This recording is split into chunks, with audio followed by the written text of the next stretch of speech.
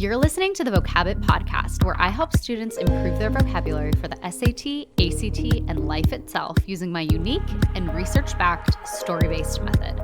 On this podcast, I'm sharing the best tips and tricks for a more enriched vocabulary and pain-free test day.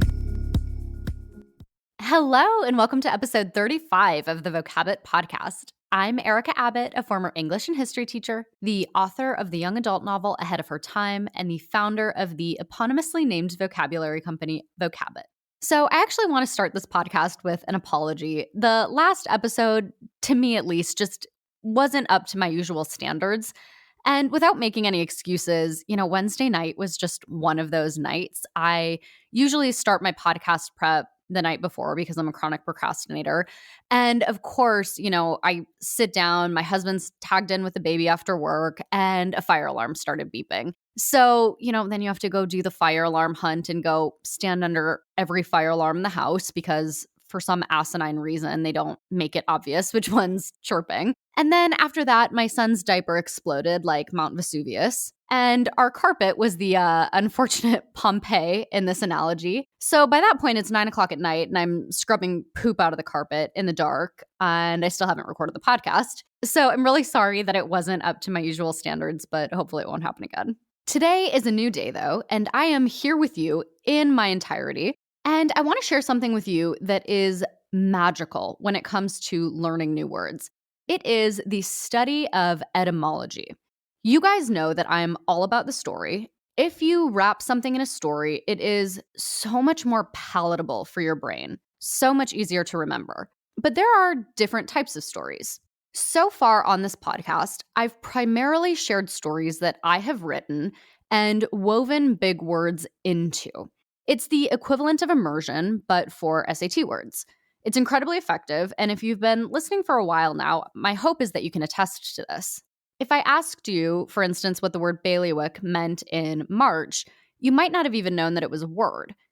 Now, I hope, you could probably at least multiple choice the answer without a second thought.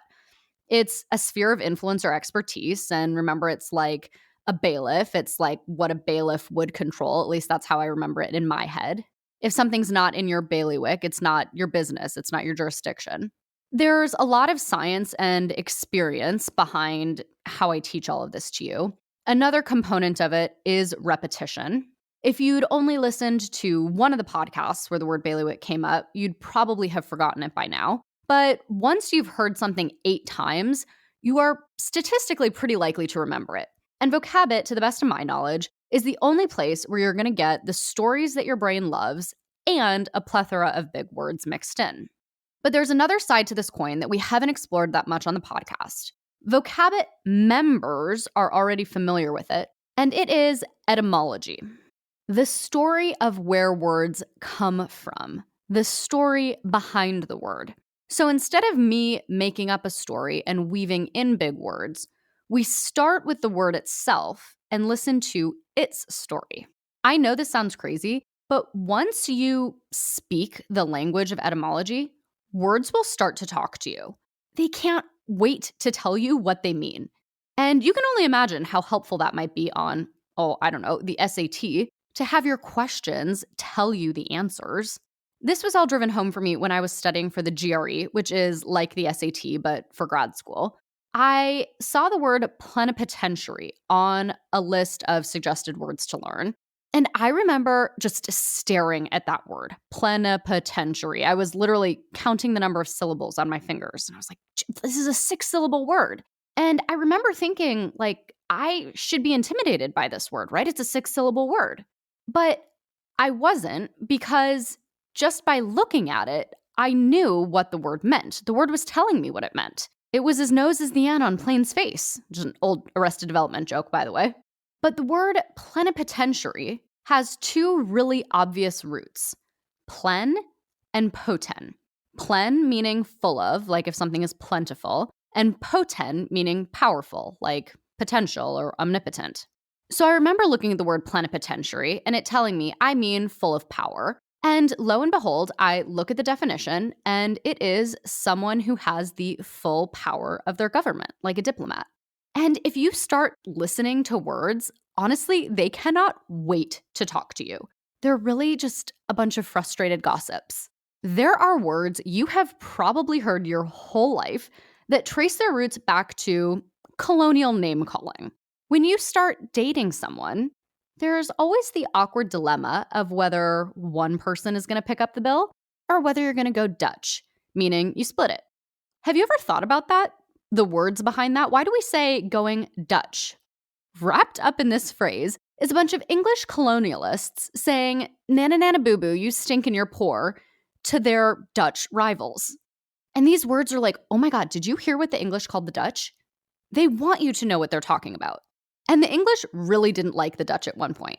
They also coined the term Dutch courage, which basically means you're a coward. You're not actually courageous until you have a drink.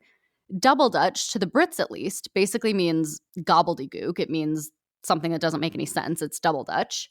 There's always a story behind the word. Sometimes there's less intrigue, but I personally still find those stories fascinating. Do you know, for instance, the backstory of the word sky?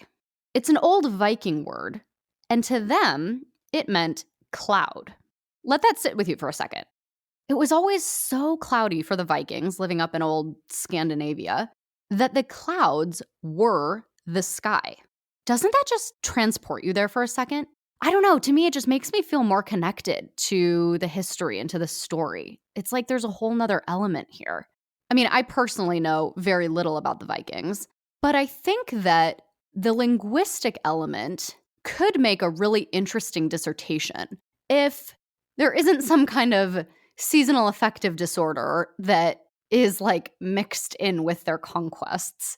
I will get on any ship going anywhere as long as I can get out of this freaking rain. It is so fascinating to me to listen to the stories that almost every word has to share. And if you want to learn more about this, those examples came from the Etymologicon by Mark Forsyth. I will link to it in the show notes and the podcast accompaniment. It's a great book.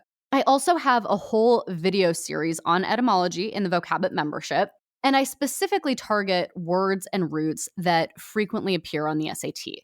But on the podcast, for a while at least, we are going to pivot to etymology, the other side of the coin, so to speak. I'm not going to share as many of my stories for a while. I'm going to do more etymology. We're going to look at the words and their stories.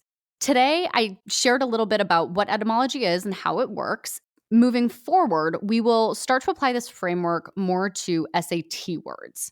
You're probably not going to be asked what the sky is on the SAT, but believe me, there are plenty of SAT words that we can apply this to. I'll show you what I mean on Thursday.